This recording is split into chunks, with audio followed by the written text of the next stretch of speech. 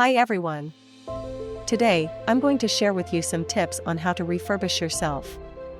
It's time to take a break from the hustle and bustle of daily life and give yourself a little bit of love and care.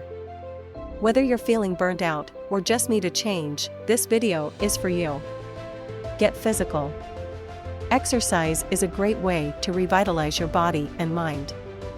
It doesn't have to be anything intense, just something that gets your heart rate up and gets you moving.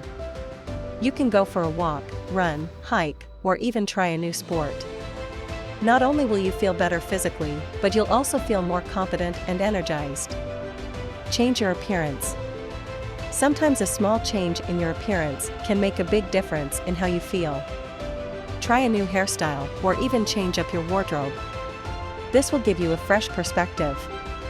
Refurbishing yourself doesn't have to be a complicated process. Just remember, taking care of yourself is an important part of living a happy and fulfilling life.